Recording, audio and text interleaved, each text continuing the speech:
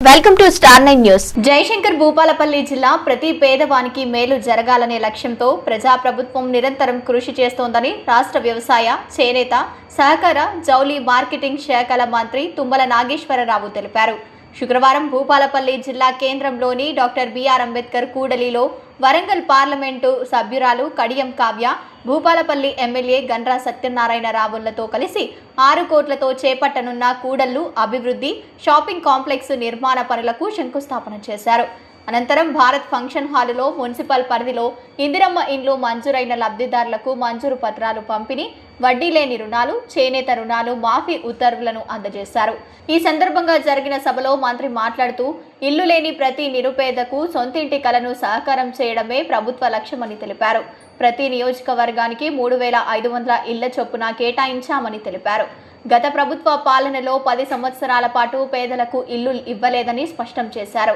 ఆర్థిక ఇబ్బందులు ఉన్నప్పటికీ ప్రభుత్వం అభివృద్ధి, సంక్షేమ కార్యక్రమాల్లో ఎక్కడా వెనుకడుగు వేయలేదన్నారు. రాష్ట్ర వ్యాప్తంగా ఇప్పటి వరకు 25,000 కోట్ల వడ్డీ లేని రుణాలు మహిళా సంఘాలు పంపిణీ చేశామని, చేనేత కార్మికులకు రుణమాఫీ చేసిన ఘనత ఈ ప్రభుత్వానిదేనని తెలిపారు. పేదలకు సన్న బియ్యం అందిస్తున్న ఏకైక రాష్ట్ర ప్రభుత్వం తెలంగాణనేనని, 13,000 కోట్లతో ఈ పథకం అమలవుతోందన్నారు.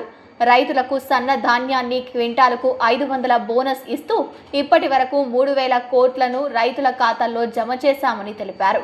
మహిళలు రుణాలను సద్వినియోగం చేసుకొని నిక్కచ్చిగా చెల్లిస్తున్నారని అభినందించారు. ఈ కార్యక్రమంలో జిల్లా కలెక్టర్ రాహుల్ శర్మ, ఎస్పీ సంకీర్తు, రాష్ట్ర ware corporation chairman Rayala Nageswararao, అదనపు కలెక్టర్ అశోక్ కుమార్, గ్రంథాలయ సంస్థ chairman Rajababu, Chityala market committee chairman Sridevi, RDO Harikrishna, DRDO Balakrishna, municipal commissioner Jona తదితరులు పాల్గొన్నారు.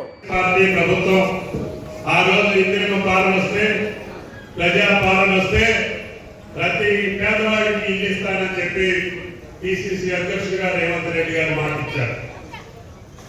గత 10 సంవత్సరాల్లో గూడు లేనటువంటి పేదవాళ్ళందరూ కూడా మాకు ఇల్లు కావాలని చెప్పి 10 లక్షలని చెప్పి అరిసినా కూడా ఏ ఒక్క పేదవాడికి ఇల్లు రాదు.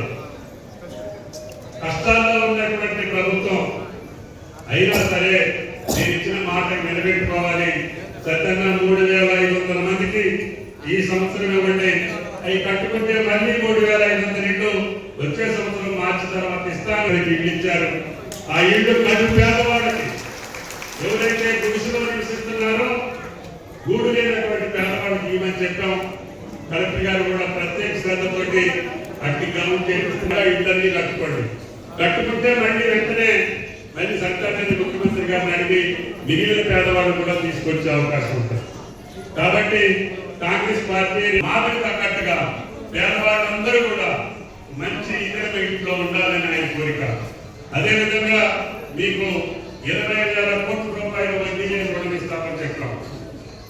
అదేవిధంగా ఈ రోజుకి 20,000 కోట్లు కాదు, ఈ సంవత్సరం 26,000 కోట్లు ఇప్పటికే మీకు వడ్డీ లేని రుణాలు పంపిణీ చేశాం. కలెక్టర్ గారు దాన్ని కూడా ఇందిరమ్మ గ్రూపులకి అందరికీ కూడా పంపుతున్నారు. అదేవిధంగా అన్న చెప్పినట్టుగా చేనేత వాళ్ళు కూడా అప్పుంటే రైతులందరికీ అప్పు తీర్చారు కదా, నేతలందరూ కూడా అప్పు తీర్చండి అంటే ముఖ్యమంత్రి గారు ఎన్ని కోట్లు ఉంటే అన్ని కోట్లు నేతలను అప్పు కూడా తీర్చినటువంటి ముఖ్యమంత్రి మన రేవంత్ రెడ్డి గారు చెప్పి కూడా ఈ సందర్భంగా ఇందాక అందరూ మీకు ఇచ్చేటటువంటి పథకాలన్నీ చెప్పారు. గ్యాస్ బండ్ అని చెప్పాం, 500కే గ్యాస్ బండ్ ఇస్తున్నారు.